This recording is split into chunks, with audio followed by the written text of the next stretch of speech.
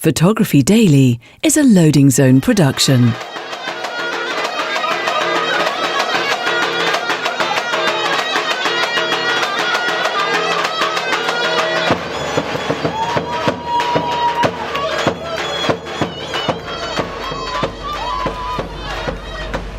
It was noisy last night. That was what I was doing. Well, I wasn't doing the dancing, I hasten to add. I was photographing.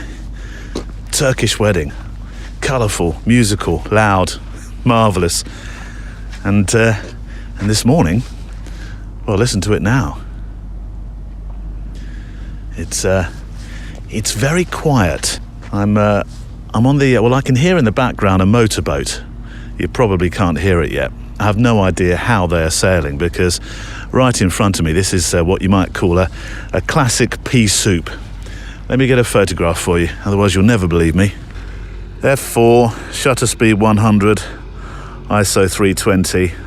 I'll make a picture. And here we are. It's a Photowalk show with a difference today. A photo adventure as much as a walk. Hang about, we could have a spin-off idea here, couldn't we? Quick, call HBO. Secure the rights. Well, I'm in Kent, on the coast, and in a few hours after I've made this photo walk close by to where I need to board it's a pilot's boat. It looks like a big tugboat to me. I'm going to take you and my cameras out into the Seven Seas or Thames Estuary at any rate, just off the east coast. I say just off the east coast. We're actually sailing out 10 miles because we're going to see Montsor Forts along with a friend from a photographic company called Howling Basset called Andy. Good morning. Now Andy used to photograph on the QE2. His sea legs are absolutely spot on.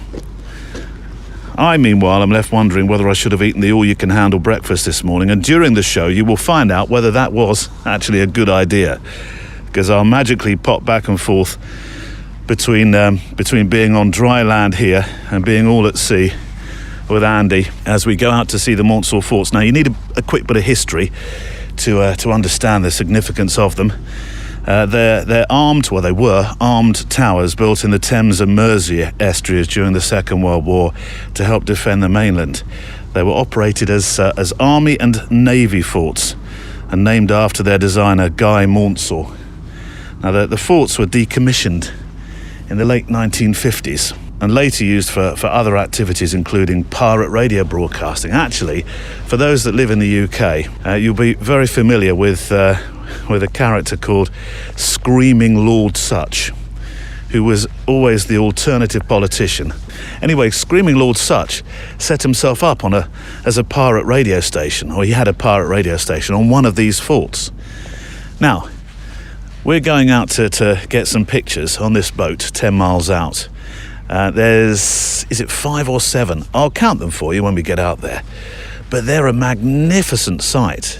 And I would imagine if there is a bit of fog, which should be burned off by then looming out of the sea at you, they'd make, well, quite the imposing picture. But you can't get on board one. It's tricky these days, since clearly the salt and the rusting and the storms and the myriad of other problems, including choppy waves around the legs, makes it nigh on impossible to climb up onto them. So we'll hopefully be hearing some history from the captain, Captain Allen, all about them, and hopefully feeling okay. I've got pretty good sea legs, but we'll see. We'll treat today as a kind of project. And on today's show, a photographer who knows a thing or two about projects, a commercial photographer based in the UK, who I got introduced to by a friend of his and a friend of the show actually, Dave Shanley, because this photographer made these extraordinary pictures in China of an abandoned city. But this all kind of links nicely to last week's show and the Patreon More episode, as Phil will reveal one project that involved getting to know locals a bit better. Today on the Photowalk. At the end of it, I thought, this is a complete stranger I've got some really nice portraits of. So I thought, well, that could be a project in itself to do in a short space of time, which was 7 days, 7 strangers, 7 portraits. 7 portraits, yeah. Phil Melia is my guest today, and I'm delighted to be talking with him about projects, because it seems to me we talk often on this show about the power of personal projects, and Phil has a way of making sure he works them into his schedule, even when he's thousands of miles away from base, as you'll find out today. So welcome to the Friday Photo Walk, where I invite you to walk with me, just with our cameras, along with your letters, DMs and Facebook messages which drive the show. It's a completely different type of photographic podcast. Lots of thoughts, lots of creative insight, and then of course our special guest Phil too. Also, we'll be hearing from one former guest today with an inspirational thought or three, Simon Baxter, our woodland photographer. Today the show is a bit of an adventure too, and I'll do my best to try and tie that into the show here and there, so you can accompany me as I take a boat ride out. And it's a sort of urbex experience today. 7 forts right out in the English Channel, all now deserted. So we'll be going between dry land and the English Channel for today's photo walk. But I have your letters, as normal, between. And just what are we talking about today? Well, I'll tell you in a moment. First of all, we're supported by our friends at mpb.com, the number one platform in the UK, the US and Europe when it comes to buying and trading and selling quality used kit online. Right now we're focusing on change with MPB and how a moment can change the way we feel and our understanding of the world around us. mpb.com can help you change. It puts photo and video kit into more hands more sustainably, helping you to change your kit to tell your stories. Every month, visual storytellers like us sell more than 20,000 cameras and lenses to MPB, which means that you can choose used and get affordable access to kit that doesn't cost the earth, and in some cases you'd never dreamt you'd own. Go to mpb.com. Also, do you remember Photo Swindon? Well, that may have ended in the UK, but if you go to @Photo Swindon on social, you'll find that for a few days more yet, Photo Swindon Viewfinder is on, a way of helping students find their photographic voice. Wherever you are in the world, you can see what they're doing by going to @Photo Swindon. If you're a patron of the show, there's an extended part of today's photo walk. Not a walk as such, but a continuation of the adventure as a diary piece, an unexpected part of the adventure in pictures too. And there's a reason I have to keep them slightly private. You can learn more about supporting the show from the price of a fancy cup of coffee on the show page today or on the website's menu. I say slightly private, completely. Just you and I if you're a patron. Right, today, we're going to talk about this word story. It seems some photographers are all at sea with it, if you'll pardon the show pun. Is it just possible that story is being overused? But having said that, today is a show about the story, and we talk about the story so much. So I'm juggling really. And let me just tell you, there's only one juggler in our family, and it isn't comfortably me. I think I have the greatest darkroom story though, that's for sure. Listen on for that. There are some pictures and thoughts from a harbour in Düsseldorf. We're celebrating wide angles, giving our cameras names. We have solid North Carolina advice for those who've only recently picked up a camera, and that's just a taster. I haven't even started on the wonderfully inspirational thoughts about photo project making from our guest Phil Melia today. But we're starting in the mist. Or actually, to give it its correct name, radiation fog, or ground fog.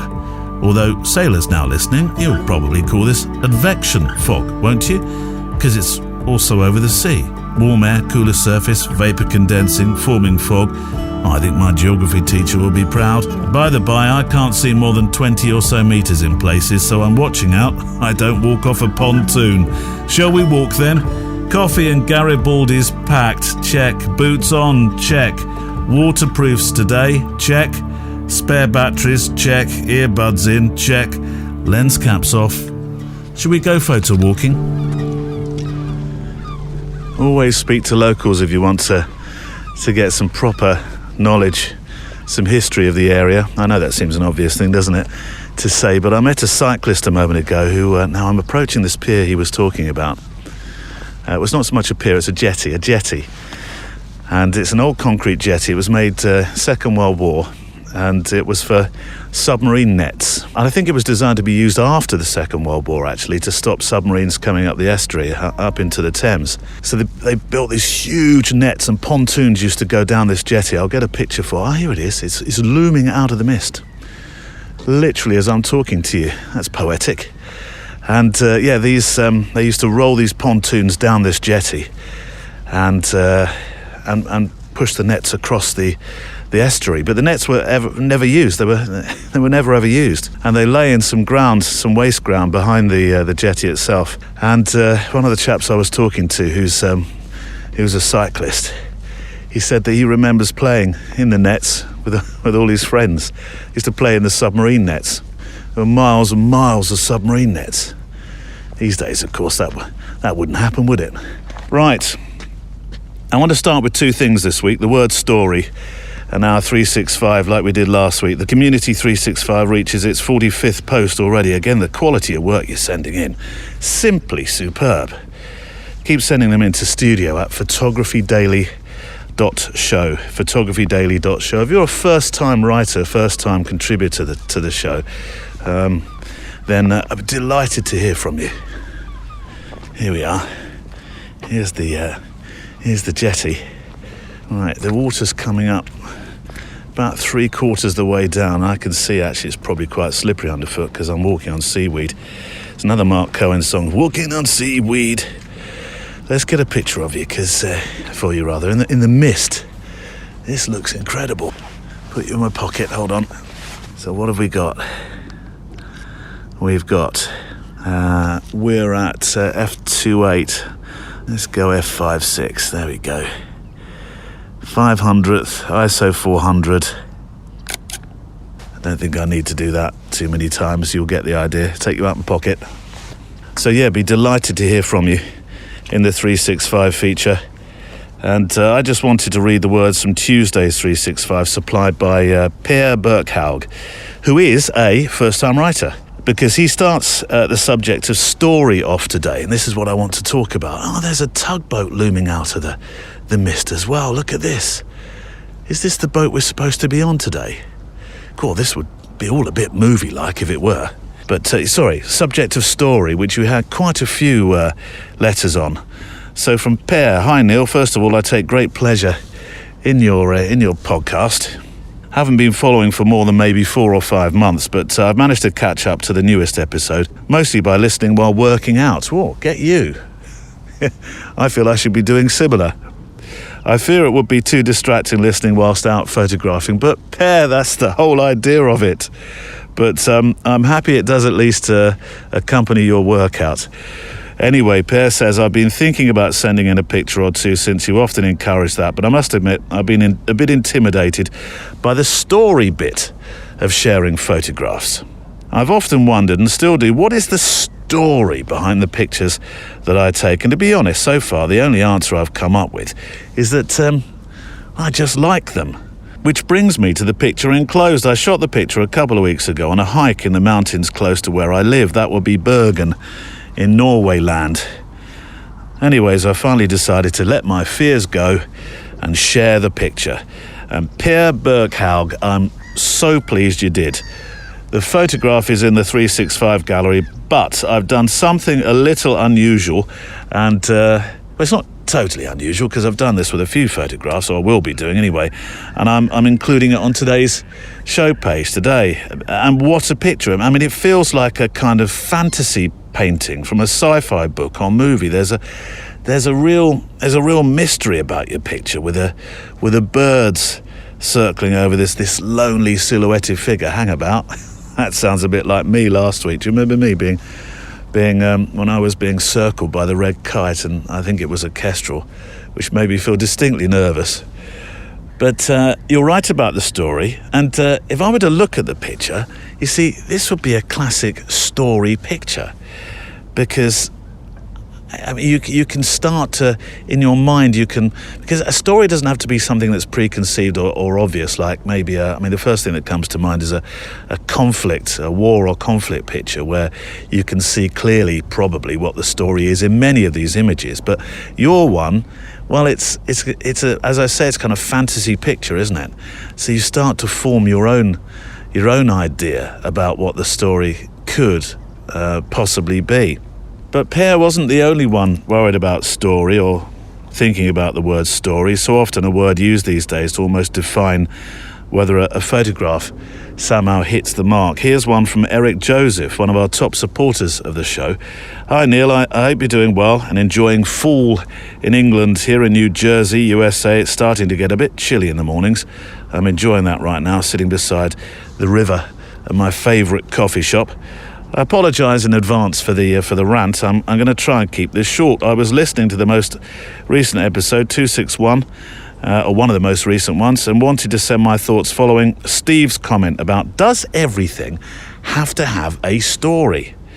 I've been hearing that emphasis so much lately myself that it's actually turning me off practicing photography.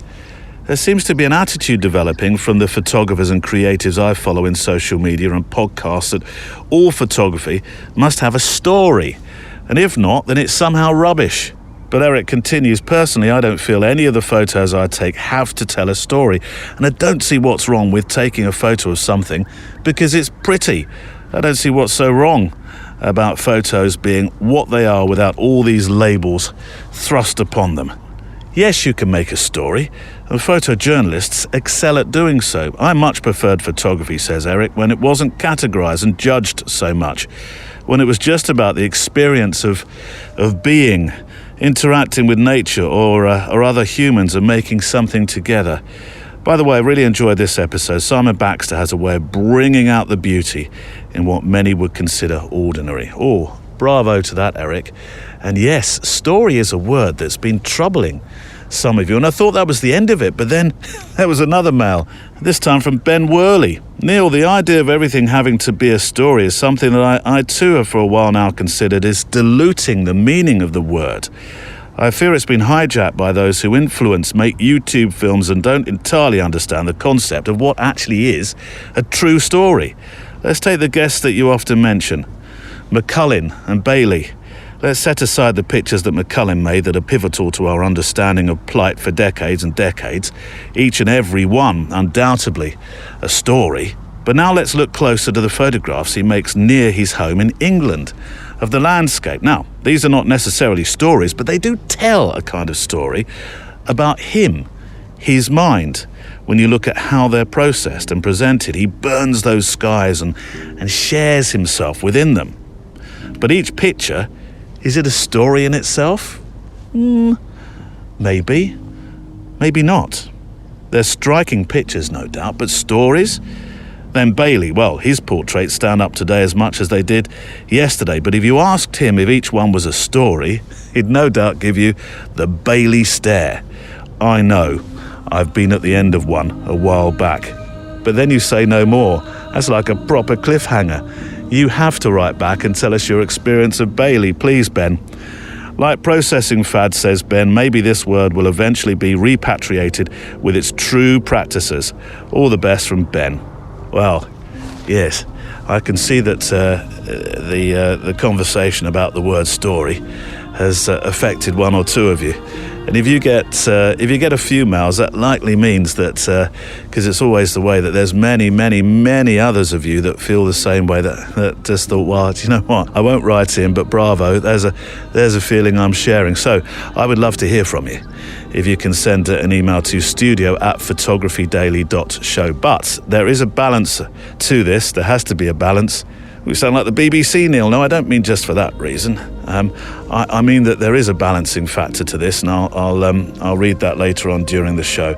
Look, I think, and I'm returning to a name mentioned a moment ago by Eric Joseph. We need a moment of calm, just to provide a moment where you can breathe and let all your angst go about the word story. We need some woodland. Yes, we do. Some quiet. And we need that recent guest, Simon Baxter, one of our most important woodland photographers. Here he is talking about his photographic passion. Having spent time in woodland, discovering that through a process of trying to manage chronic pain, and that realization that spending time in woodland offered a type of genuine distraction that nowhere else offered. So photographing the wider landscape was great, but it wasn't distracting. Whereas woodland is incredibly complex. There's lots of different forms of stimulus in terms of sight, smell, sound, but that's constantly shifting. So with every single step forward or step to the side, visually, aesthetically, everything's shifting all the time. It's chaotic. There's a lot to consume. So to try and make sense of that with the camera is quite a task, really. So it needs your undivided attention. So your thought processes start to shift away from the stresses of everyday life, away from pain. When something has such a profound effect and a positive impact upon your life, you become very emotionally invested into it. So it develops into an empathy for the places that you photograph. And that empathy then inspires you to learn, because you care about the trees, you care about the woodland because of the impact they've had on you. They're in tandem. You're learning how to make sense of it photographically, but what helps to inform those decisions is learning about the trees, learning about that space, what it means, why does that tree, why is it formed in that way? What ecological significance does it have? Why is that stuff growing in the understory? What does that mean? And it's just incredibly rewarding and inspires you to go deeper and deeper and deeper. But it's like this innate need to kind of be at one with nature, have an emotional affinity towards it, and for it to become part of your identity. Simon Baxter, and I'm sure the conversation about story will run. Well, actually, as I said, we do have one more on that subject to come today. But Simon Baxter, yes, that episode, brought a great deal of inspiration, not just in wanting to spend a long time in woodland with a tripod and a flask and a woof. I'll tell you, by the way, we're getting a dog. Well, we may be. I think we are. We're just going through the process right now. He'll be coming along on some of these walks, but probably not for the long ones. Not while he's too young. Not just yet. I have to be careful as well. I don't give him a voice like Carr, which because then it sails very, very close to sounding like another podcast I'm fond of, presented by a British comedian. But it's going to be very hard because I give everything voices. when I do talks and go through my pictures, I often end up when showing a picture, putting voices into the characters within the pictures themselves. I did a talk actually with my old reprobate friend Mullins at one of his workshops. And afterwards, somebody came up and said, well, she liked the pictures, but liked the fact that I made up some of the voices of the people in them even more, or something like that. I remember feeling sort of flattered and strangely unflattered, all at the same time. Right, do you remember Jim Solos from last week's show? He of the borrowed a $50,000 vintage, very limited edition holy grail of Nikon lenses. Well, it turns out that this man has a lot of very interesting photographic knickknacks, which is sort of underselling the next one. And I know a lot of the time some of these mails are never in order. And if you're thinking, hang on, Neil, I wrote to you about a month ago, maybe more, and you haven't read mine yet, I will do. I promise I get round to them all. There's a kind of well, it's not always randomised, because occasionally I'll read something and think, oh, better pop that in while I'm thinking about that. And this is one of those moments, because I just wanted to follow up on Jim's mail. We had our monthly Patreon Zoom chat last week, which is now on the first Tuesday of every month, 8 p.m. UK. Though Australians and New Zealanders, I will be doing something that works out better for your timings too soon. And Jim was on there sharing it was a striking black and white picture from this incredible, I'm going to call it personal portfolio. But in the group hangout we were having, I happened to mention, I can't quite remember why I mentioned this now, but there was a moment where I mentioned that I'd photographed a stunt actor, and in her house, and in her and her husband's house, and they had an original Stormtroopers helmet. So I'm talking the first film That's what I mean by original. On their bookshelf, which I so wanted to wear. I must have sounded like a complete fan. Although I don't think there's anything wrong with that, is there? But they sadly refused. And probably for good reason. I'd have broken the straps on it or something, I'm sure. Anyways, Jim got in touch after our meet-up. Always a joy to hear from you, Jim, with your stories. Canadian photographer, and again, I'll link to his... I did it last week, but just in case you didn't go to last week's show page, I'll link again to Jim's incredible work that he does with his black and white work with film cameras. And also you'll find on there some of the interesting projects he's doing with buildings where he lives, sort of saving them before they get demolished, photographically that is, saving them. Anyway, he writes, in today's Zoom, the topic of Star Wars props came up. Funny story, he says, Neil, my darkroom is also actually very famous. The entire darkroom, you'll love this. Get ready for this, because this was a no way moment when I read it. The entire darkroom, including all the accessories, was used as a prop set for the X-Files TV series. Did you get that in the UK? Did we get that in the UK? Of course we did. It was a worldwide success, that show, wasn't it? It must have been turned into practically every single language, I would have thought. So yes, the whole series, he says, was filmed right here in Vancouver, in the Vancouver area at Bridge Studios. So a friend of mine works in the props department there. He called me one day and said, hey Jim, I know you shoot film cameras, so I thought I'd see if you want a darkroom. Everything from enlarger down to focus scopes, colour analyzer, negative clips, bottles, everything. It was all purchased new for the series to use for scenes where Dana Scully and Fox Mulder were developing and printing photos of their alien encounters. Seems very appropriate talking about alien encounters when I'm standing here in the quiet mist. Since it was a prop, none of the equipment had ever actually been used for real. And then the series was cancelled, and my friend was ordered to just throw it in the bin.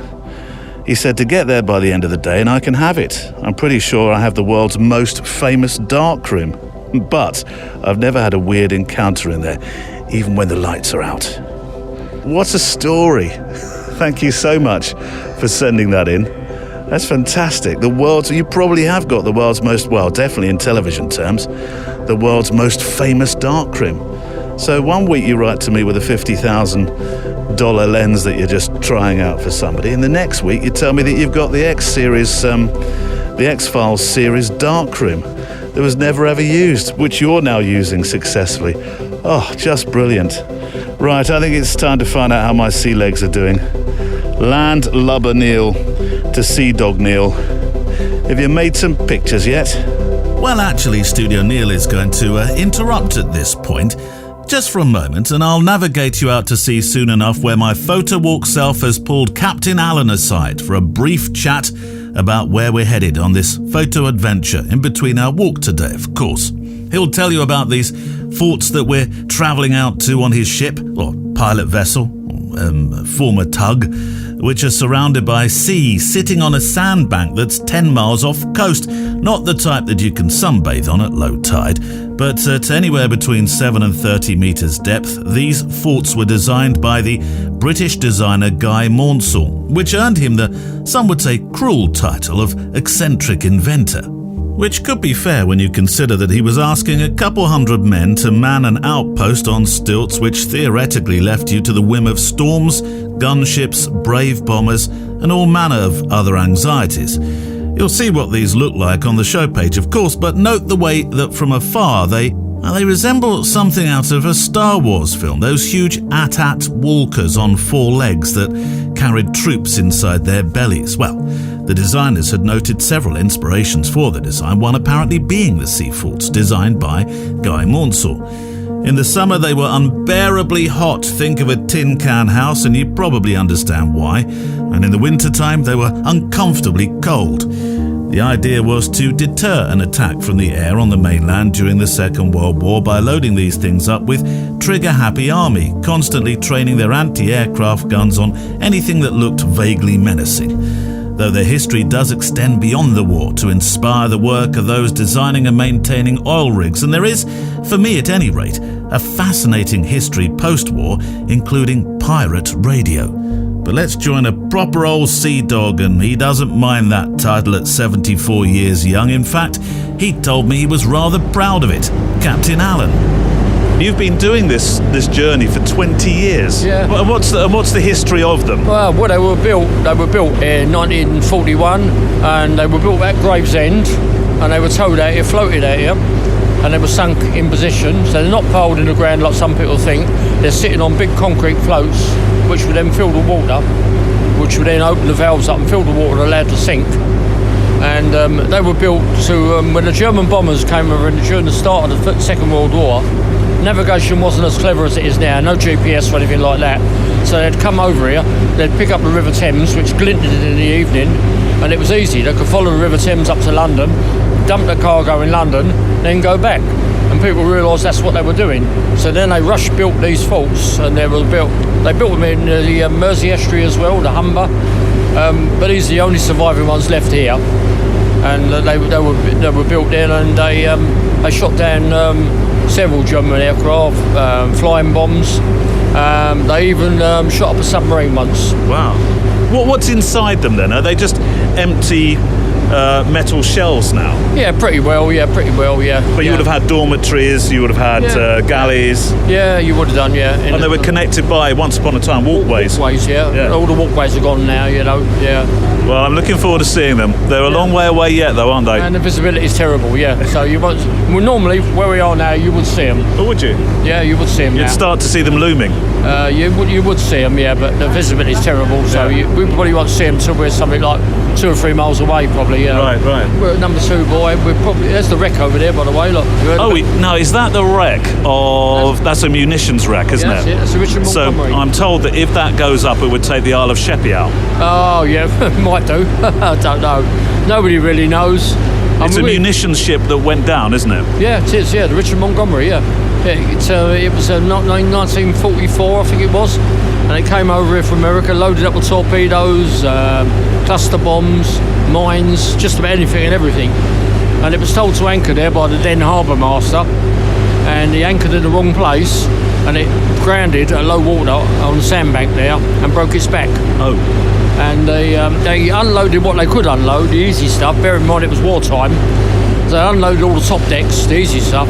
But there was 140,000 tonnes of explosives. And that 140,000 tonnes of explosives is still down there? Yeah. Every now and again, the explosives, like cluster bombs, wash out over the estuary.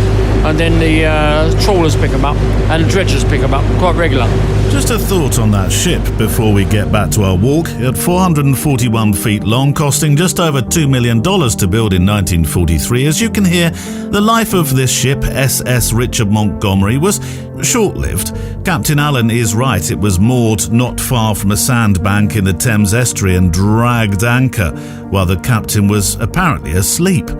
Consequently, the ship ended up, as you heard, effectively snapped. An investigation by New Scientist magazine in 2004, based partly on government documents released in that year, concluded that the cargo is still deadly and could be detonated by a collision or shifting of the cargo in the tide, that kind of thing. The deterioration of the bombs is so severe, actually, that they could just explode spontaneously. Now you might be thinking, why didn't they take more away as salvaging tech improved? Well, a similar task was tried in 1967 involving a Polish ship 4 miles off the coast. Now that was a cargo ship with a fraction of the explosives aboard the Montgomery. It didn't like being tampered with and exploded with a force equivalent to 4.5 on the Richter scale, creating a huge crater and bringing chaos to the nearest town of Folkestone. If the Montgomery were to blow, it's been estimated by some agencies that a 1,000-wide column of water would be the result, throwing debris high up into the air, a quarter of a 747's cruise ceiling height actually, creating an outflowing wave 5 metres high and breaking every window in nearby Sheerness, with a good chance of structural damage too. I didn't know this at the time as we passed. I just simply thought we'd need to keep our heads down. Anyway, That's the story of the military forts and sunken munitions ship, which they actually organise cruise tours to as well. Odd if you consider Captain Allen talked of cluster bombs sometimes floating free from around the thing. Anyway, enough of this apocalyptic talk. Let's get back to our walk in the fog. I'm walking on seaweed again. Walking on seaweed. Sorry, that joke will never, ever run thin with me. It's the Friday photo walk. Just me, just you, with our cameras. This week I'm on the East Coast in Kent. And where are you in the world? That's the important thing. Let me know by writing to us on the show. You can either go through the contact page, or you can send me an email direct to studio@photographydaily.show. And of course, if you're a Patreon, you can send me one of those private messages too. Always fantastic to hear from you. I've kind of been waiting at the end of this jetty for this boat to loom a little larger out of the fog, or the mist rather, and it's just the sea mist. It's just lifting now. So I'm hoping to. Oh, dogs in the background. Dog fight in the background. Nice. Well, enjoy your early morning walk. I'm telling you, our dog will be far better trained than that. He'll turn his nose up at such activities. Neil, have you ever owned a dog? Yes, I have actually. I have. So yeah, send your emails in and tell us about what you're photographing, where you've been, what adventures you've had, and what, do I dare use this word, what stories, don't say it too loudly, what stories you've been making, because you can make stories. Do I dare use it? So let's do some messages from you this week. Our busy photographers all around the world. We'll start in New Zealand land. I'm not sure that New Zealand land is another one of those lands that doesn't work, isn't it? With one from Jason Fang. Hello, Jason. Hi, Neil. 4 a.m. Saturday morning, 2nd of October 2021. I'm propped up in my bed with my iPad in hand, surfing the web, trying to convince myself that I should do it. What should I do, you ask? I do. For the past 2 weeks, I've been harming and hawing about buying a wide-angle lens, in particular, the Samsung 12mm f2, and at 4:30 a.m. I clicked buy and I went back to bed. Fast forward, 8 a.m. with a fresh cup of coffee in my hand, I hit play on your podcast. Within a few moments I nearly spat out my coffee. You also bought the Samyang. How cool is that? I tend to make my best photos from a distance at 35mm or 50mm, but I've been wanting to try something different.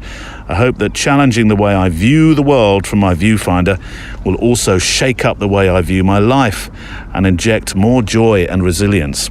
Take care, says Jason in New Zealand land. Well, I'm not sure that I felt buying my 12mm lens it was going to add more joy and resilience. There's always a joy, of course, to opening a box from MPB. Of course there is.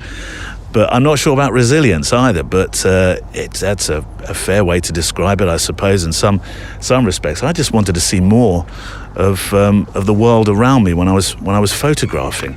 I just felt sometimes when I was shooting with what was essentially with an APS-C sensor, I was getting a sort of 42mm view of the world, which I know, as I said the other week, that many street photographers are now saying 40mm is a perfect focal length, somewhere between the 35 and 50 that works quite well. But I'm looking forward to seeing some of the photographs that you make with that lens. Jason, send them in, won't you? Germany land next. Some magnificent images from Matthias Fox, which I will share on the show page today. So go to all the W's, photographydaily.show, and then you will find a show page for today's episode.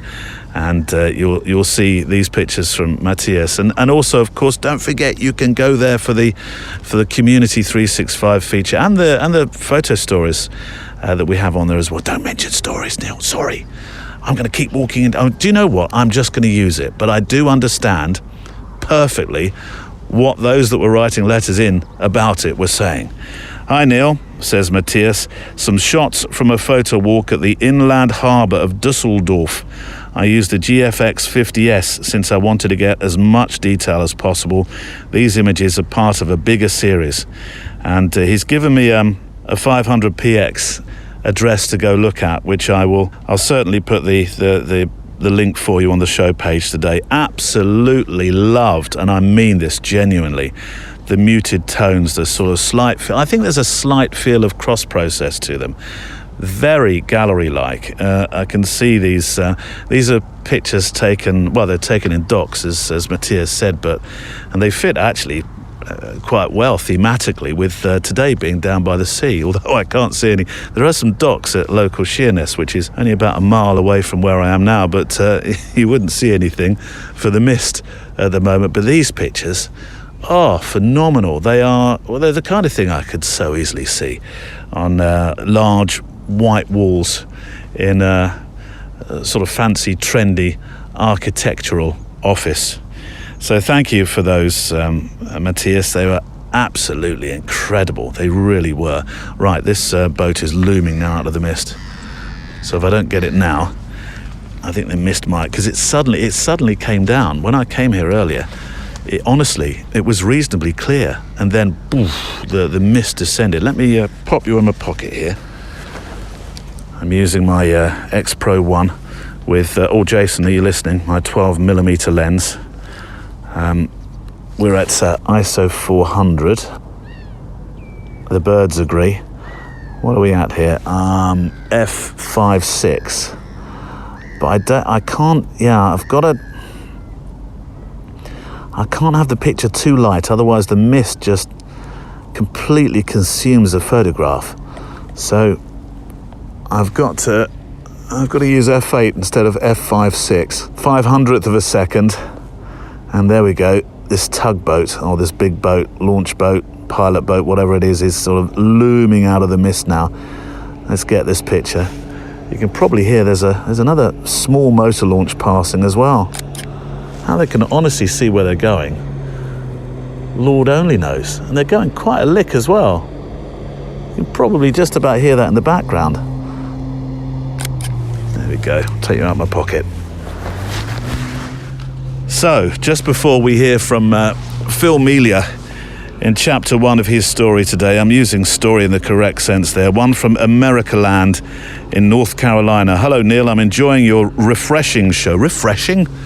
I'm recently retired and an aspiring amateur photographer. And here are some pictures that I took with my new 100V out on a rainy day at the local train yard. My self-assignment to find some colourful graffiti cars and maybe a puddle. Oh, you've got to love a puddle. And we're talking about my experience of a puddle in the Moore episode, the private Patreon Moore episode a couple of weeks back. I found some beautifully painted cars, and in an effort to implement my online lessons, moved about trying to capture the right angle. At one point, I put Isaac, my camera's name, down on the track next to the cars and pushed the shutter button. You call a camera a name? That's inspired. I suppose they have characters, don't they, our cameras? Yes. So, here's a question that you can write in about. What do you call, if you do, if you call your camera a name, what do you call it? What's your camera's name? I don't know, what would I call my X Pro 1? I mean, it's slow. Sometimes it's a bit, it's seen better days, definitely. I'd probably call it Kevin. Don't tell him. I don't think he listens. It was a private joke for those that listen to the Fujicast as well. So, sorry, back to, I've lost myself now with my camera called Kevin. I took a look at the result, expecting just a leading line shot. Oh yes, we're back with this photograph taken at the train yard. Sorry, apologies. Apologies, Jim. I had no idea the wet train rail would reflect the cars. From my vantage point above, all I saw was a brownish rail. The photo gods, though, gave me my favourite shot to date.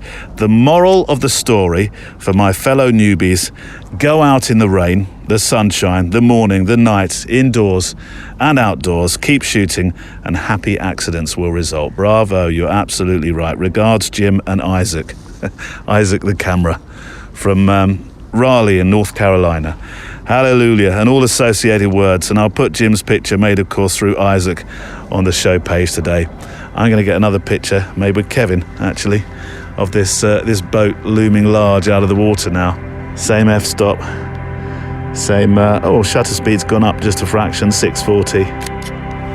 So, right, today's guest, Phil Melia. Now, Phil is an advertising and commercial photographer based in Manchester who makes some superb environmental portraits. A good few celebs, you'll spot those on his website as well. But I didn't want to take that route today, no. I wanted to literally travel a different road with him because on his site, and introduced, as I said, by a friend of his, I spied some intriguing projects with his documentary portfolio, which is interesting to me on so many levels, including sharing with the world at large what else you'd like to shoot and what else interests you as a photographer. And if creativity, as we've said over the last few weeks, surely is a muscle that you can train, I think you'll enjoy listening today to my two visits in chapter 1 and 2 to Phil Melia. It was Dave Shanley who listens to the show who introduced me, Phil, to your work. Though I'm sure actually I've dipped into the archive before. But he did describe you as a photographer who is more likely to, well, if not hide, certainly not court the limelight. And I think that's typical of a lot of photographers, but it is of you, apparently. Yeah, absolutely. I've always been a bit of an introvert, if I'm honest. It's not a good combination if you want to shed loads of money in professional photography, to be honest. But that's who I am. That's in my nature. I just sort of get on with my job and treat people with dignity and respect, and just that's me. It's interesting. We've been talking quite a lot of late about being introverted. It is something that a lot of, I'm not going to say suffer from, because I think for some photographers it's actually quite an advantage, because we do spend a lot of time on our own. Yeah, 100%. It's like anything, it's got pros and cons. And definitely, I think when you're looking at sort of certain types of genres of photography, I think it's a definite advantage. Maybe not with fashion photography. No. I think introvert can be a bit of a disadvantage with that. But on the other hand, if you're looking at commercial clients who are under pressure with deadlines, to have a calm photographer in charge of things is a definite plus, and equally with the documentary side as well. Do you feel you're a steady hand then that sort of steadies that ship? Yeah, I think that's part of roles and responsibilities of being a pro photographer, to be honest. I think you have to be calm and control, and that's why the clients pay the money to take over the photography for them, because they want someone who can take charge and be calm and positive with everything they do. Well, your commercial photographic life is that of portraiture and industry, and of course I'll share the links so that listeners can go and see what you do. But it's the documentary portfolio I'm keen to explore today. Your exhibition, Saddleworth to Sichuan, has now completed its time as a show, when this goes out, that is.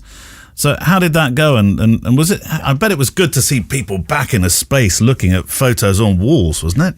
Yeah, absolutely. We've just, in the last couple of days, I've just had some news on that actually, and it's going to be extended until the end of October. So it's coming down at early November now. So the gallery's extended it by an extra month, which is great news. So I just love seeing work in print. If I'm honest, we live in such a screen-based world with all the work we produce on we're looking at images on the back of the camera in the screen. We're looking at images on a computer screen. We've lost a lot of tactile element to photography with regards to the print element and looking at big prints and things like that. And I think to put that up in an exhibition and see people viewing it and get people's reactions is something I've always loved. So these photographs are a picture of beauty, quite literally calm and serenity as well. The history, of course, of the area has a rather more sombre recent past from 2008. But before that, let me ask you about this set of pictures. What did you set out to make? Because unlike your commercial and documentary work, this is fine art work, isn't it? Yeah. Basically, I was commissioned to go over to Sichuan and spend 2 days in a factory photographing a very large machine. Right. Probably talking about the size of a single-decker bus. So to travel all that distance I wasn't going to just spend 2 days in a factory and come back home. That would have been a real travesty, really. So I added an extra week to my stay there to shoot personal work. And I had a little bit of a dilemma in respect of, I love shooting narrative-based work, but narrative-based work takes a lot more time and prep than I had available on this occasion. And equally, I didn't really want to shoot sort of Instagram touristy travel pictures. I wanted photographs that could complement my portfolio and something that I was interested in. So I hired a guide and then looked at various things that I could shoot that had a little bit more depth to them. And so you end up with these beautiful scenes of water a lot of the time, didn't you? Yes, one of the areas I wanted to see was the bamboo forest. You know, I've always enjoyed the movies Crouching Tiger, Hidden Dragon. If you look at those, they're just as a spectacle, they're fantastic. Yeah. So to get an opportunity to see that in reality is fantastic. So I wanted to spend a little bit of time in the bamboo forest, and there's naturally a couple of great waterfalls there and the bamboo. So it made for great fine art pictures. Did you know you were shooting for an exhibition? In the back of your mind, were you thinking, right, this is saleable? Saleable, yes. Not necessarily an exhibition. I came up with probably 2 mini projects whilst I was there. Yeah. One was Bechuan. Another one that occurred to me just after the first day of shooting in the bamboo forest. There was a lady and a friend in traditional, what they call hanfu costume. And this is the equivalent of the kimono in Japan. Yeah. The outfits were absolutely stunning. And I just said to my guide, I really need to photograph that lady. So it was out of my comfort zone. So we just approached her and asked if I could take some portraits, and she was very nice about it. I thanked her at the end of it with my guide, and we went our separate ways. And then in the evening, I reflected on what had happened. And it occurred to me that we didn't really exchange any details or information about each other.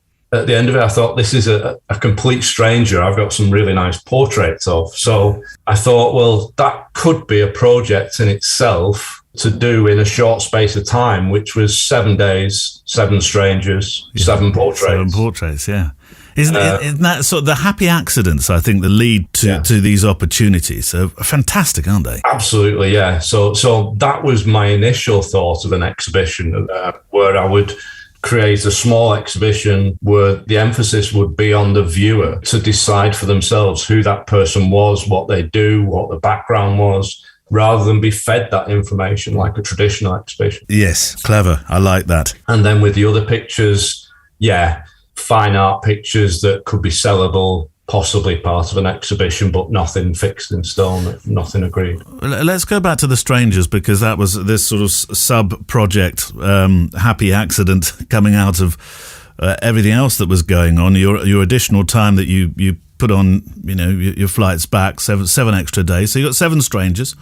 The first stranger down, of course, you said you weren't necessarily in your comfort zone. You had 6 more to do. I imagine not so much of a language barrier because you had a guide, but it does introduce a barrier, doesn't it? Yeah, absolutely. But over the years, I've matured and got stronger with my portraits. What's helped a lot is going over to a rangefinder. Whereas from day to day, I use a Nikon DSLR, and that's autofocus, and I'm geared up to shoot quickly because that's commercially what I'm required to do. But having that rangefinder experience when I was sort of 50, sort of midlife crisis sort of thing, it slowed me down. It improved my creativity, and it got me more intimate with the subject rather than shooting a long way away with a zoom. Yeah. And that makes you engage with the subjects more and get closer and talk to them. Well, that experience using your rangefinder to open up your portrait work, as it were, that was one experience, Phil. But I've really bought into this way you have of embracing opportunity as a photographer to make projects as you travel,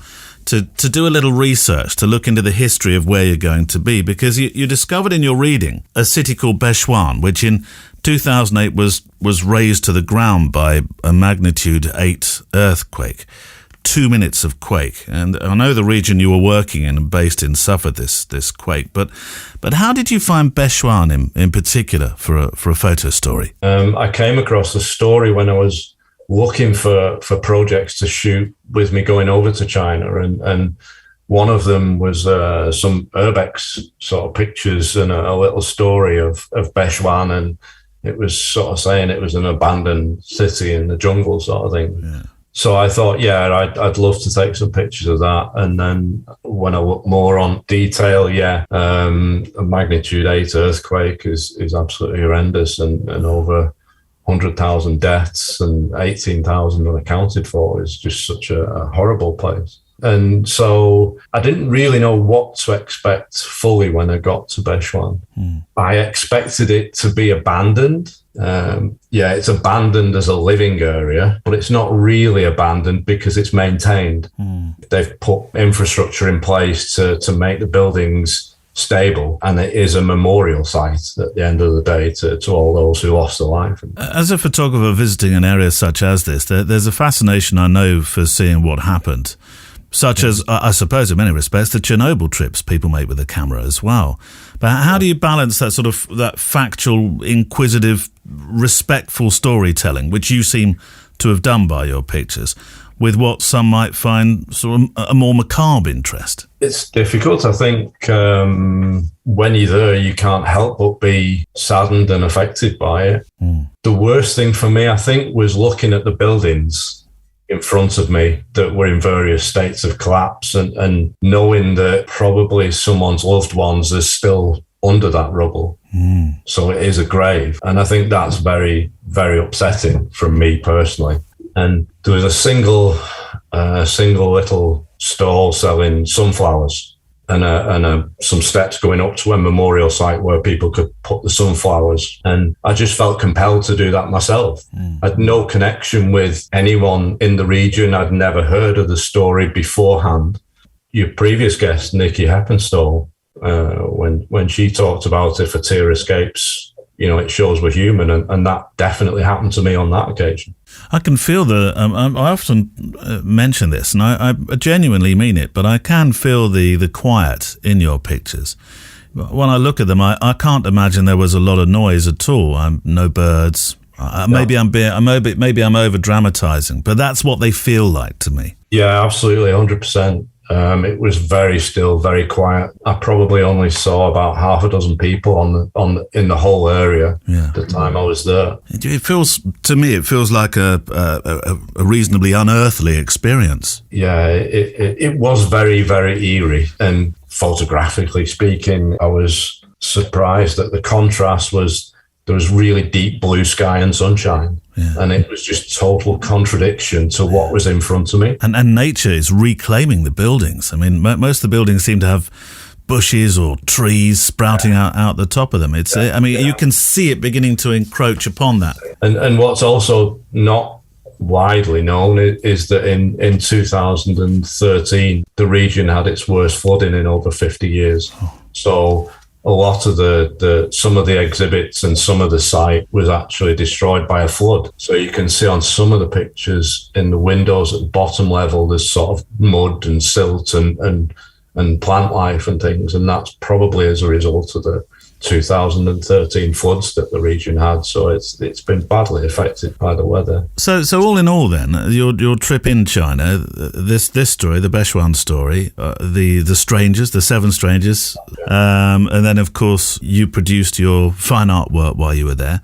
There was of course also your commercial commission to be done. For most people, I think that list that I've just presented for 7 days in China would more than be enough, but not for you. The other one that was the biggest one, I think, that I got the most out of was the Guanyin Pavilion Tea House. That's probably one of the proudest shoots I've ever done in my life. Why? If I'm honest. Why?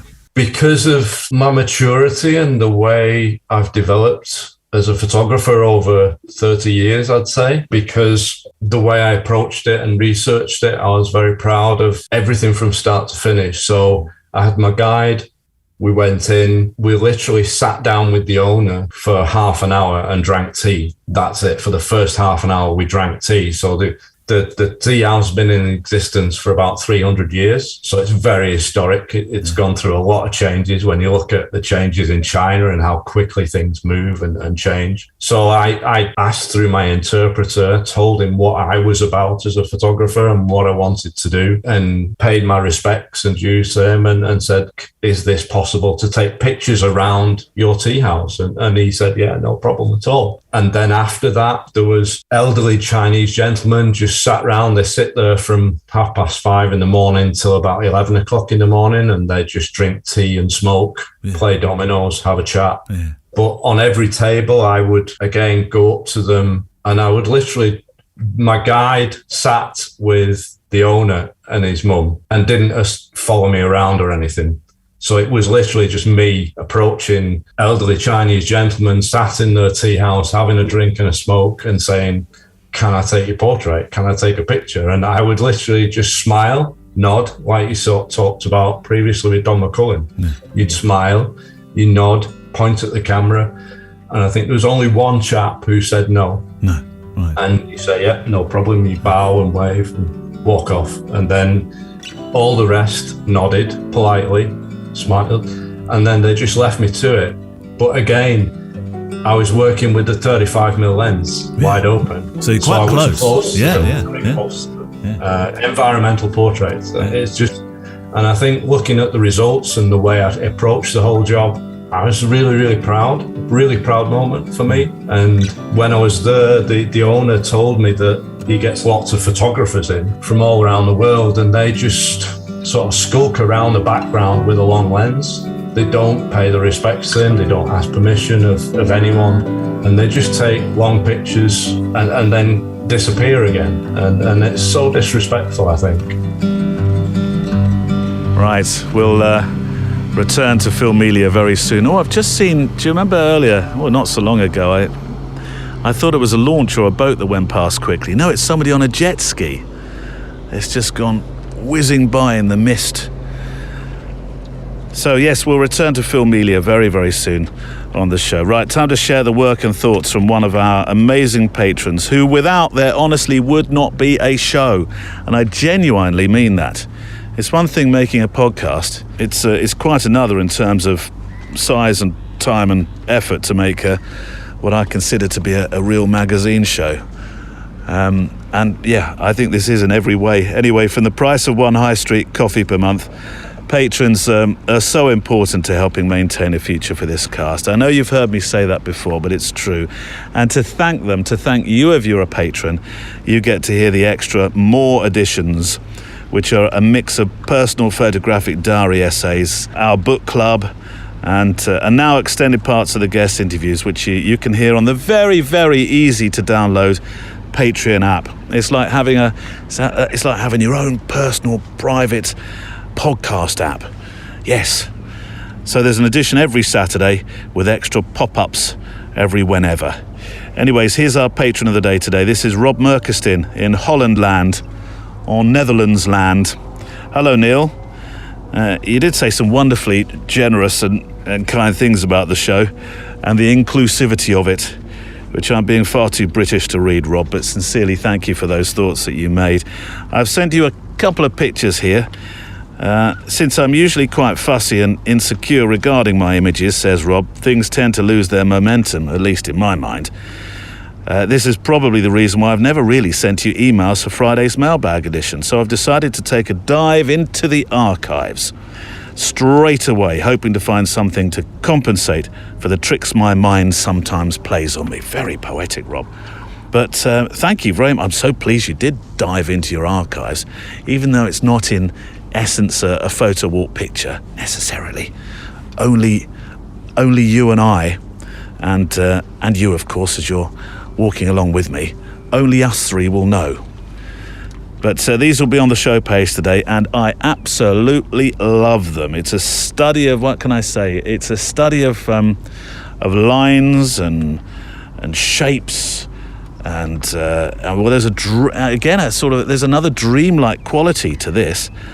I have saved some back for the 365 feature, which gives me a chance to have a chat with you further personally, because I know there's a story. Oh no, Neil, you'll be in trouble behind some of these in terms of the reasons that you made them. There's almost like I don't know, it seems, and you might find this when you look at these pictures on the show page today, that there's a slight, is the correct expression, sort of a Gaussian blur around the edges? I'm not sure.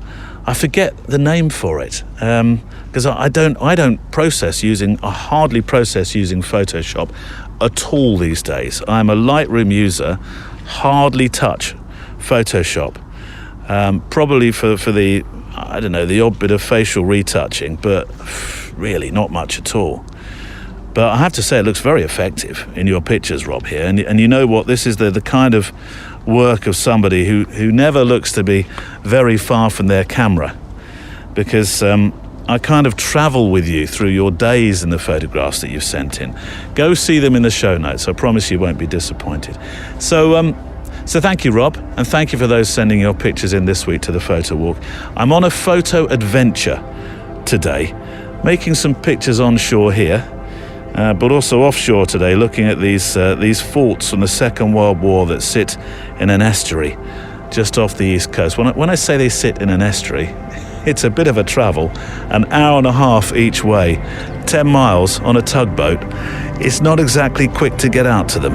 Ah, yes, but when you do, and as you'll see by the photographs on the show page today, which is linked to in your app, what a sight that befalls your eyes. Look, I'm lucky to live in a land of magnificent castles and the kind of heritage and history that never fails to impress and surprise. But this sort of almost, well, Mad Max-like HQ at sea had me say with genuine wonder, well, Andy, a reference to my photographer friend Andy Stonia, who kindly treated me to this adventure. Well, Andy, I said, would you just look at that? We have remnants in terms of buildings built for defence purposes during the Second World War across our coasts and riverways. They're everywhere. You can be taking a canal-side walk and there in the brambles you'll likely find small gun emplacements. And then there are huge concrete facilities that house troops and the bunker gallery that I visited recently in Dorset, from which Churchill, Eisenhower and King George VI observed rehearsals for the D-Day invasions. You can still go inside them. These buildings are commonplace along the south and east coasts in particular. But these 60 feet high steel towers jutting out of the sea on their thin concrete legs are so alien to the eye that you can't help but just be stopped in your tracks conversationally. Sorry, Andy, I'm not sure I was the best travel companion for that hour out at sea in the far reaches of the estuary.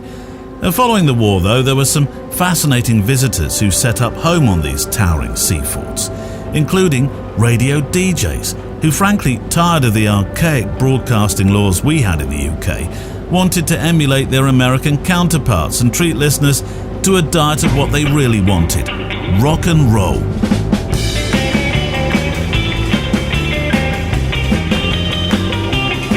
It became known as pirate radio and was broadcast from boats and disused sea forts, just like the ones we're going to. The government hated it, passed a new law actually to make it illegal, and successfully managed to make it even more popular. And on one of these Maunsell sea forts, pirate radio Such was launched in the early 60s, set up by one David Edward Such, also known as the 3rd Earl of Harrow, or the Screaming Lord Such, an English musician and serial parliamentary candidate. He was the founder of the official monster raving loony party and served as its leader from 1983 to 1999. Screaming Lord Such was just the kind of fella people in pinstripe suits working for the government absolutely loathed. And he had a radio station that you couldn't easily raid. This is Radio Such on 197 meters medium wave. Well, now, you lucky people, if you'd like a request on Radio These towers have me thinking and fantasizing over a time and our radio history that must have been truly pioneering and so exciting. And I'm on my way out to see them, under steerage of Second in Command, Mark. So, tell me about this boat. Right, this boat was built in 1967 for Trinity House pilot cutters based at Gravesend in Kent. So this boat is as old as me. Yeah, built, I don't know how old you are. But the long story short, I used to work on this boat for 4 years when she was under command of Trinity House, based at Gravesend. So is this what they call a tugboat as well? No. So Tugboats, it looks like one to me. yeah, it may look like one, but a tug has got an obvious thing. It's got a tow hook at the back. Right. So if we was to put a tow hook at the back, then it should be classed as technically as a workboat stroke tugboat. This is a pretty stable vessel, apparently, to go out and do these kind of jobs. Now, today is very, very calm, isn't it? This is like a mill pond today, but it's not always like this, is it? No, I like it a bit rougher, but obviously the passengers don't. No, she'll easily do a false 8, and she's quite a sturdy little seaboat. We've accidentally come back in the past from a trip where it's blown up, and obviously it was almost blowing at 9. We was chucking the water over the bow and over the top of the wheelhouse. But she's like a little cork in a bit of rough weather. But you like it when it's rough? Yes. Yeah. Because when it's rough, you have to be more aware. Because when it's flat like this, you can get lethargic because there's nothing happening. Yeah. It's dead calm. I'm hardly turning the wheel. When you're in a bit of seas and that, obviously the sea can throw you, so you have to be more on your game. Yeah. How long have you been doing this? I've been afloat since 1977. Never get fed up of being at sea, though, do you? No, every day's different. It's like a paid hobby.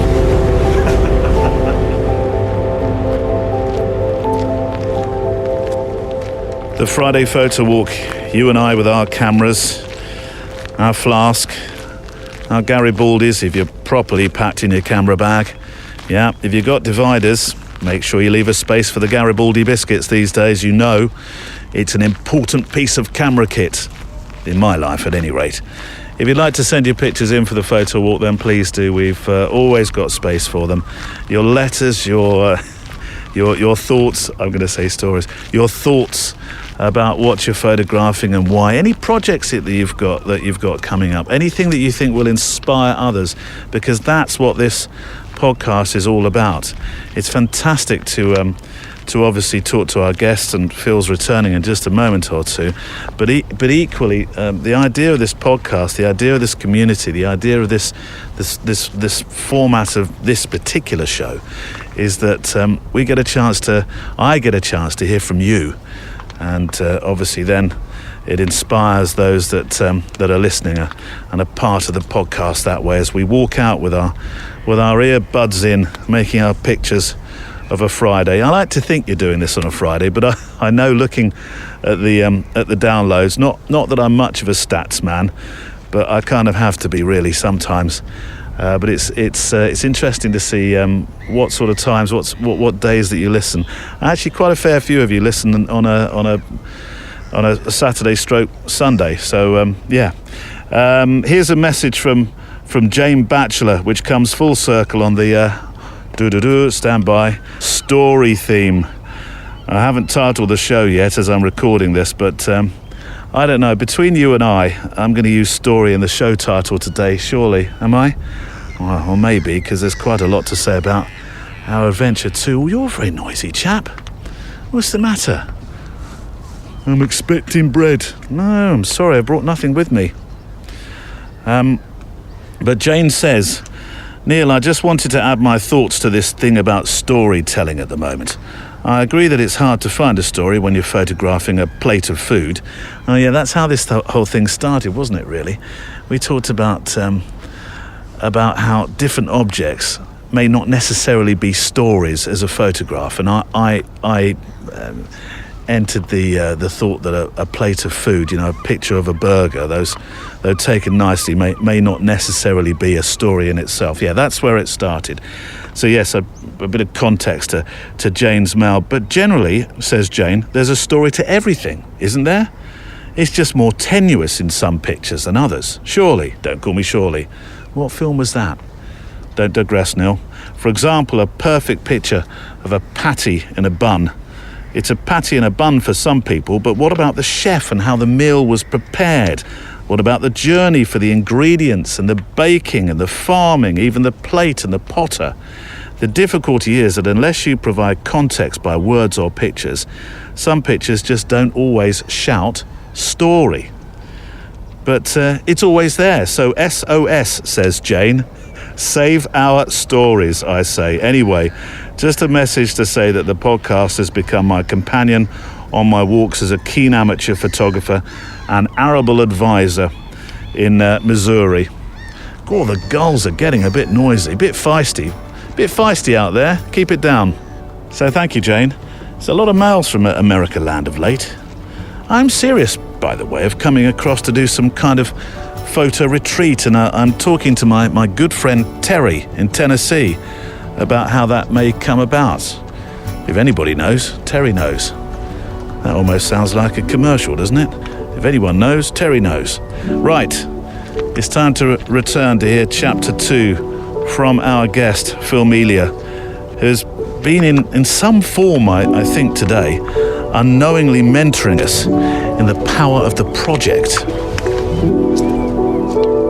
I know today, Phil, we focus quite literally upon your project work, the making of projects by a professional photographer who, when he's having to feed his wallet, is a well-versed environmental, portrait and advertising photographer. And I will leave a link, of course, to your website on today's show notes page. But it's projects today that we're taking the time to talk about, and how they're such an important part of our development as photographers, be that professional or amateur, actually. And there's one in particular here from a time in history that accompanies today's programme very well. And I want to start this second chapter of our conversation talking about the Arandora Star tragedy. And there was a particular reason for this body of work, wasn't there? This was part of my MA. It was my main project in a master's degree in documentary and photojournalism. Yeah. I had 2 projects to do in the last semester.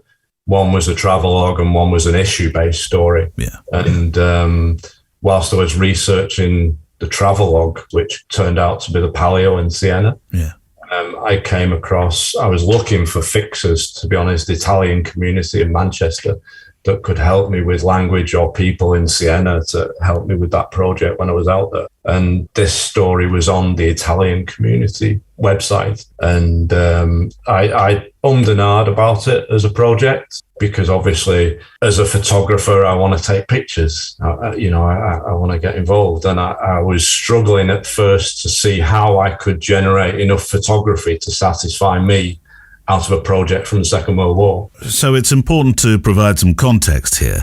The story covers a point of history from the Second World War when Italy sided with Germany, which resulted in the infamous command from Winston Churchill, quote, "round them all up," referring to every Italian male living in the UK, regardless of age or situation, no matter how long they've been living in the country. These were extraordinary decisions in extraordinary times, granted. So the Andorra Star is a ship. And this ship, this journey, this story became your project, which, as you say, was made all the harder by not necessarily having anything or more importantly, anyone, certainly not many anyway, to photograph, given the years since the date of this tragedy. So tell me more about this vessel. The ship was sailing from Liverpool and it was to go to an internment camp in Canada. And it used to be a cruise ship designed to carry about 250 people, 400 people max after the refurb. And it then became a troop carrier in the war. So it's painted battleship grey.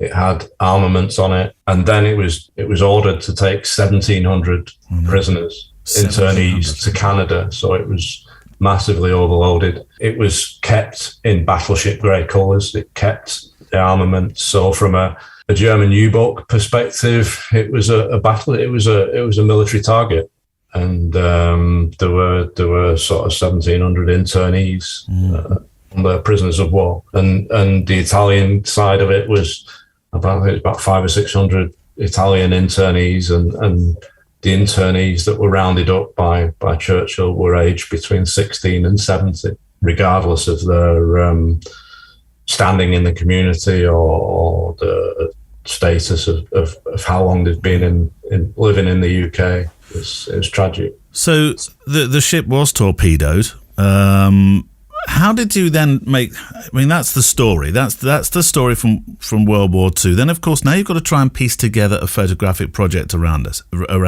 And this is why I've chosen it, because I'm thinking the same as you've just mentioned. This is a tricky one because you're dealing with an historical project. A lot of the people that were related to people that would have been on that ship, they've passed as well.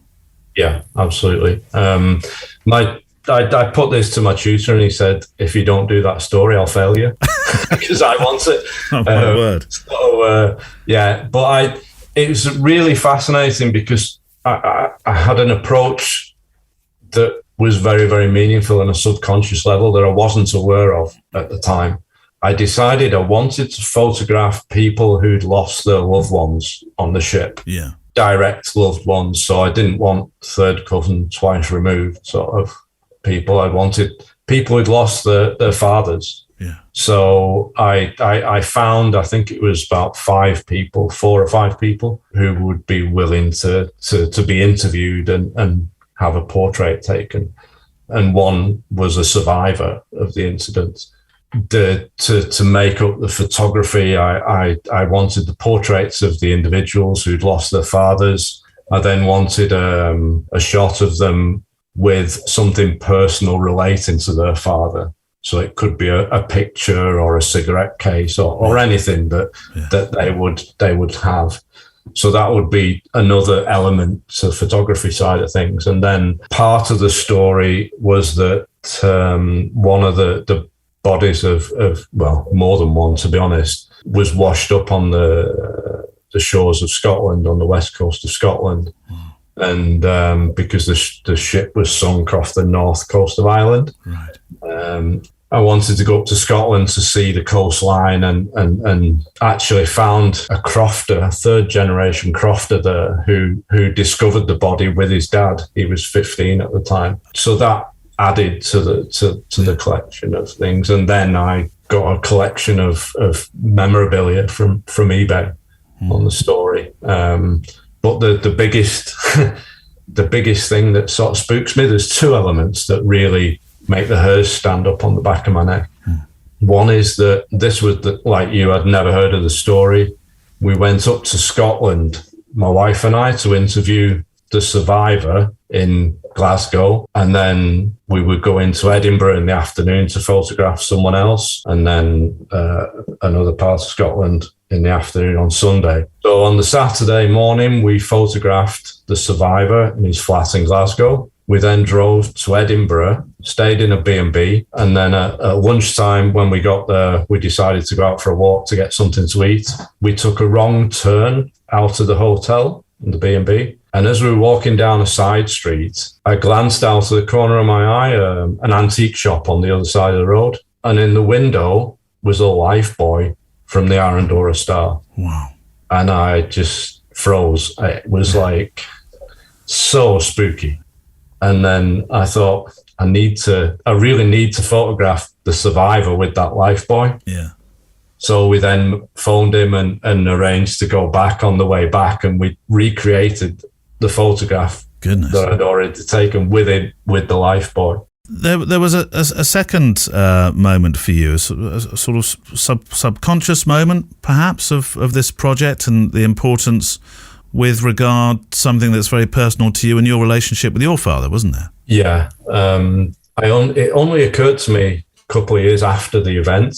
I think the reason why I was keen on creating the project of people who'd lost their loved ones, their fathers, especially direct in that respect, was when I was 11, I lost my father unexpectedly.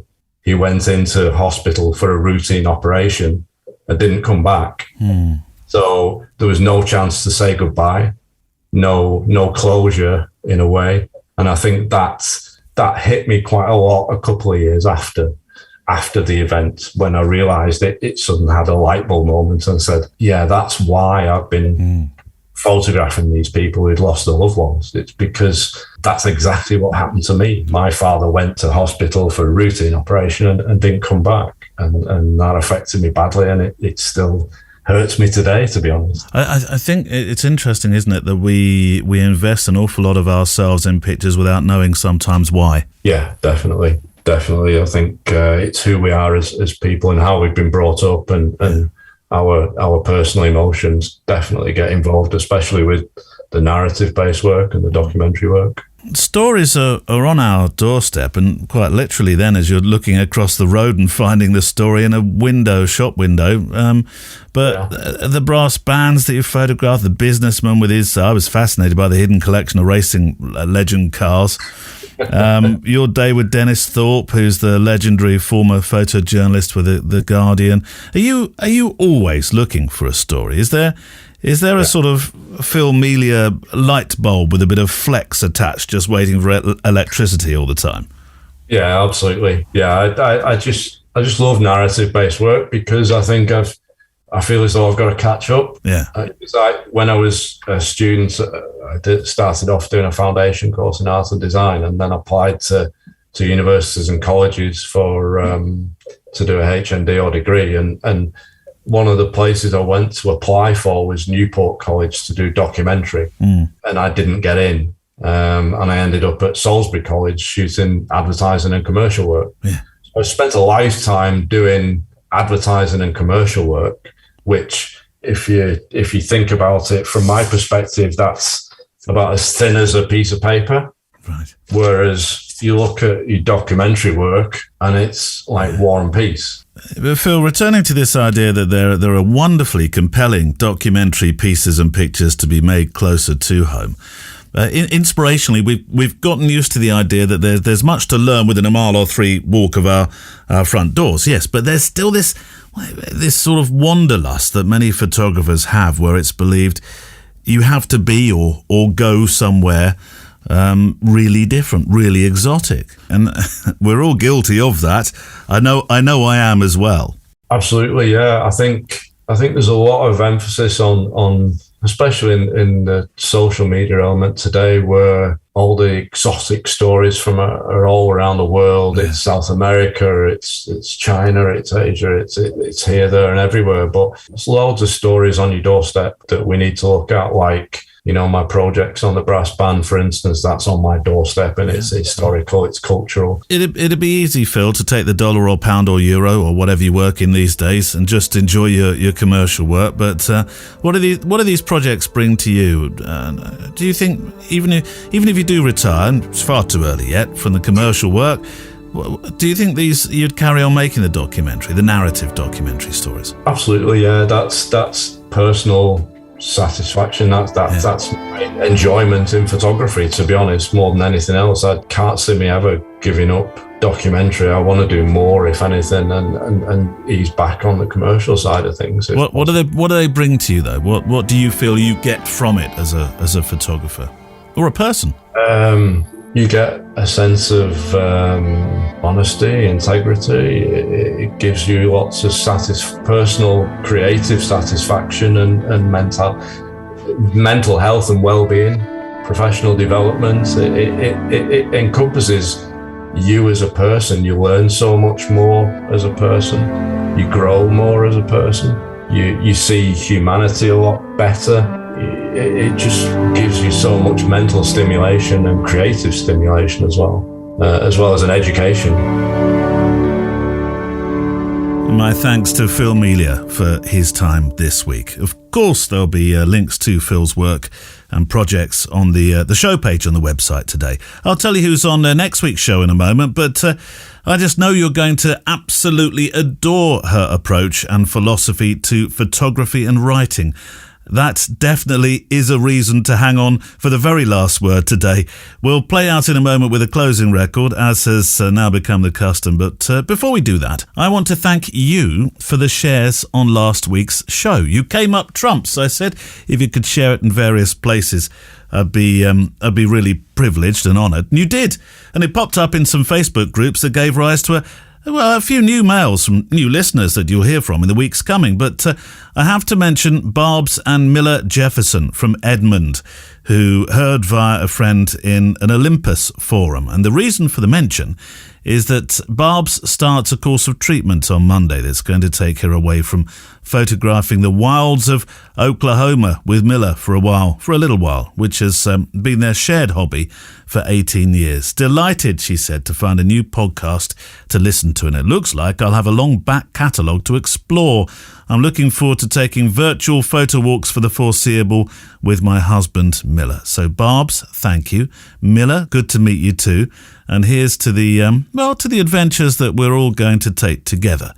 So you take care and make sure, if it feels appropriate, that you keep in touch with any pictures that tell your story in the coming months. Right, I'm going to play out with a song today called The Sea and the Moon by Ben Noble, which seems fitting today as we continue our walk together for a few moments more and make some final pictures from the photo walk. Lover, you're a vapor, chasing an evasive rest. Lover, you're the melody I can't get out of my head. Lover, you're the ember, the face affixed in every step. Lover, you're the memory I can't get out of my bed. Oh,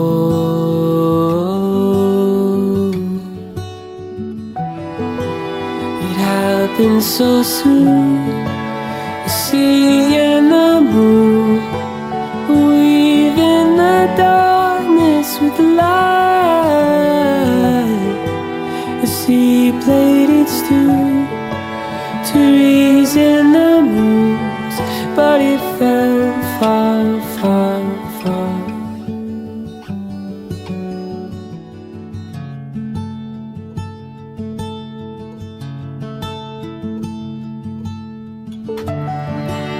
Lover, you're a cancer, a strain equipped for second death. But lover, you're my remedy, and I can't get you out of my head. Oh,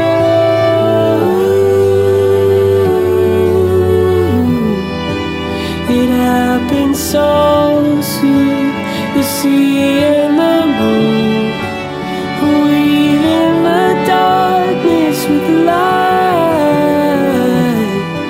The sea played its tune to reason the moves, but it fell far, far, far.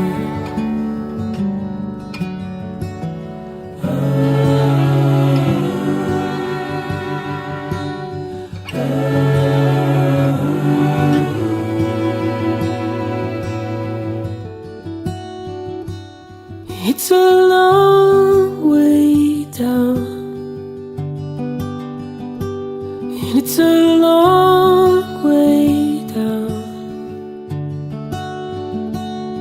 It's a long way down from here.